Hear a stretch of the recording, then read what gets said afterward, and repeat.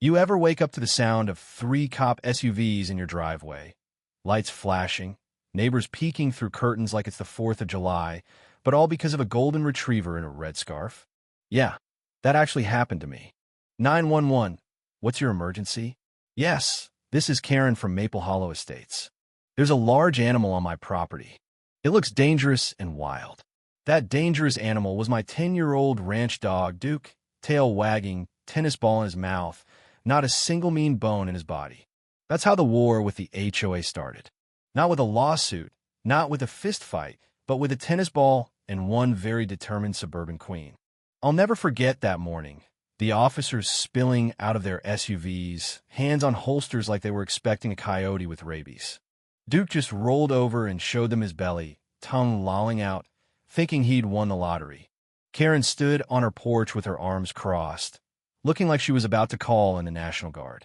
That's the dog, she snapped, that trespassed on my property. I want him arrested. The cops gave her this look, half confusion, half amusement. Ma'am, dogs can't be arrested, one of them said. And he looks like he just wants a treat. That didn't stop Karen, though. This is HOA property, and animals from that filthy ranch have no right to be here.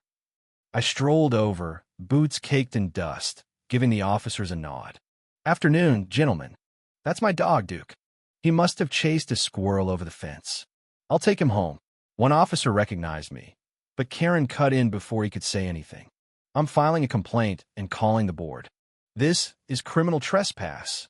Then the officer turned to her and asked, Ma'am, do you know who this man is? Karen rolled her eyes. Some rancher who thinks he's above the rules. No, ma'am, he said, almost grinning. That's Senator Thomas Carter. This isn't your HOA. It's his land. Her jaw hit the floor. Duke, meanwhile, just wagged his tail harder. You'd think that'd be the end of it, right? Karen outed in front of half the county for calling the cops on a golden retriever. But as I walked Duke back to the barn, my phone buzzed. An official HOA complaint. It wasn't just about the dog anymore. This was war. And let me tell you, nobody fights dirtier than a bored HOA president with a clipboard and a personal vendetta. Let me back up a sec, give you the lay of the land. 10 years back, I bought this ranch as an escape from politics, a place where you could feel the ground beneath your boots and see the stars at night, not just the neon from city buildings. Maple Hollow Estates grew up around me. Fancy gates, white fences, flower beds trimmed to within an inch of their lives, all run by the kind of folks who need to control something.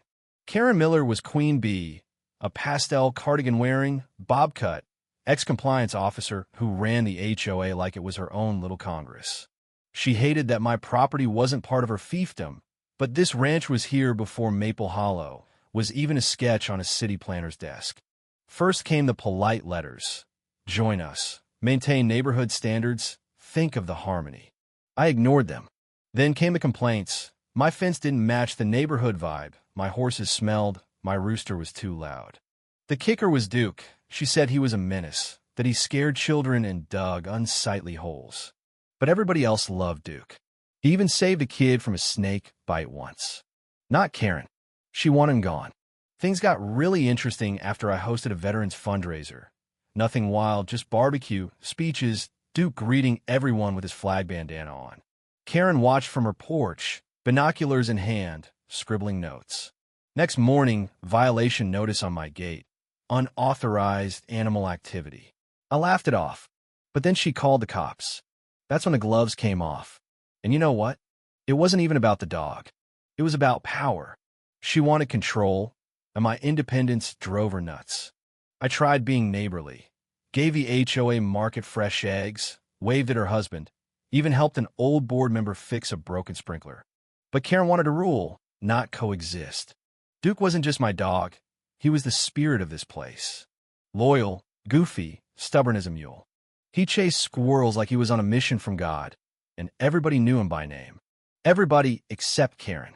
It didn't take long for things to escalate. A week after the police call, a tow truck showed up at my ranch gate.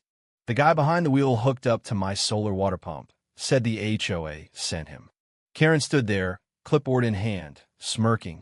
You've been warned, Senator. The pump started moving.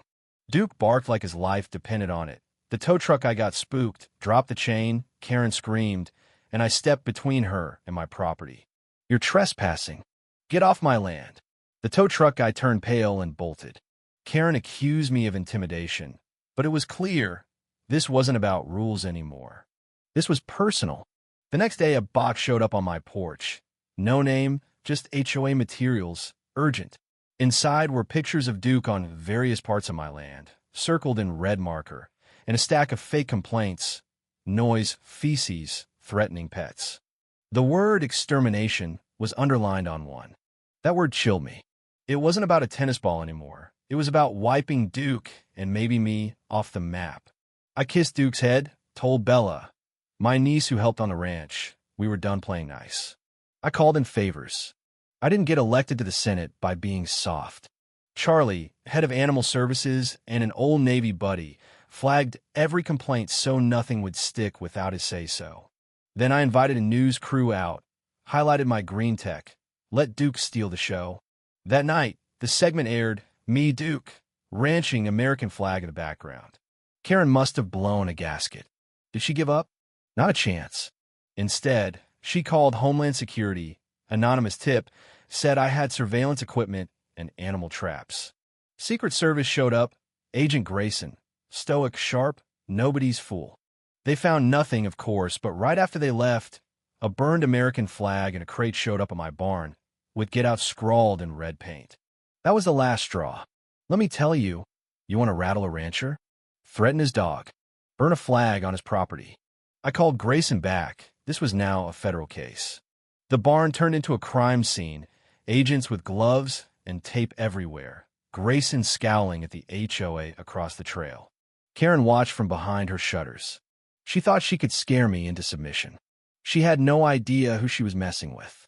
That night, I set up new trail cameras, motion sensors, solar-powered, nothing the HOA could spot. Sure enough, caught Karen and her little lapdog Peter sneaking out at midnight, setting an actual animal trap right by the fence. I replaced the bait with a copy of their own footage and a note. Thanks for visiting. Sheriff and press notified. The next morning, Karen tried to reset the trap and got herself stuck inside. Peter tripped over the latch. Bella had the whole thing live on camera.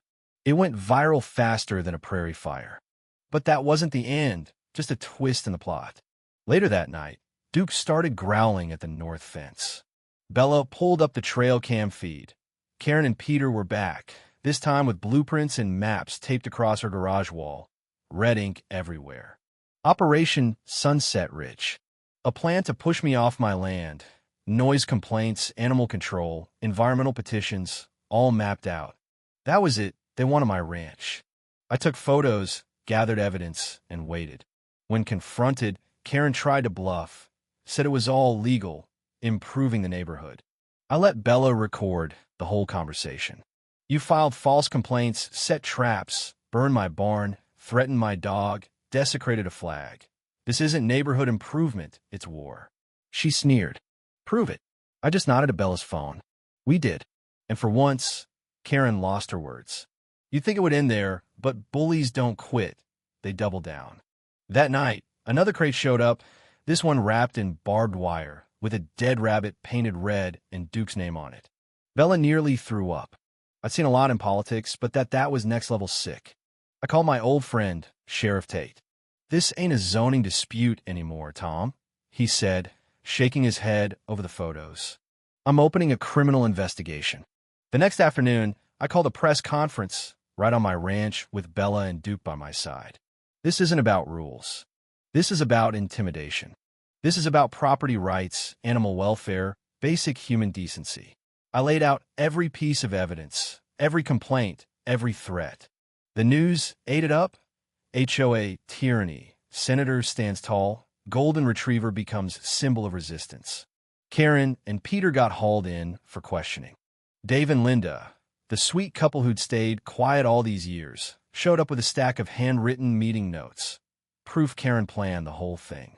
Turns out a good deed you do for someone's grandkid, like Duke saving him from a snake bite, doesn't get forgotten. And just when things seemed calm, bang, a shot rang out across the field. Duke took off before I could stop him, right into the woods. Bella and I chased him, hearts in our throats, flashlights swinging, calling his name through the dark. We found him bleeding under a pine tree, grazed by a bullet, barbed wire tangled in his collar. If we'd been a minute later, we'd have lost him. Dr. Morgan, the emergency vet, worked a miracle, said Duke was a fighter, but this was no accident. I was done playing defense. I handed the sheriff everything, video, blueprints, even the dead rabbit. Bella posted it all online. Hashtags blew up, reporters camped outside the HOA, animal rights groups got involved. The county shut down the HOA board, launched a full investigation. Karen got arrested, Peter turned on her, the rest scattered. Duke, bandaged but alive, trotted home to a hero's welcome. And me? I took the fight to Washington. Introduced the Pet Protection and Property Integrity Act, a law to make sure no HOA in this country could ever use harassment and lies to go after someone's land, family, or pets again. The bill passed with support from both sides, because nobody, not even politicians, likes a bully with a clipboard. Back on the ranch, the fences are fixed, the grass grows tall, and Duke, well, he limps a little, but he still chases squirrels like he's got something to prove. Maple Hollow runs on community votes now, not Karen's rules. Neighbors wave, bring cookies, stop to pet Duke. Linda bakes pies. Dave comes by to talk politics. Peace, real peace, finally settles in. Sometimes late at night, I sit on the porch with Duke at my feet, Bella sipping coffee beside me. And I wonder how many people out there fighting their own Karens, standing up for what's right, getting bulldozed by folks who hide behind rules and regulations. Maybe you've been there too. Maybe you are right now. So here's what I want to know.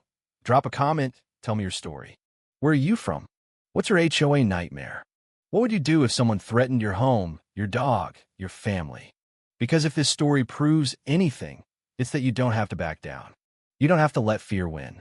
Sometimes it just takes one stubborn rancher, a loyal golden retriever, and the will to fight back. And when they push you too far, well, you push back harder.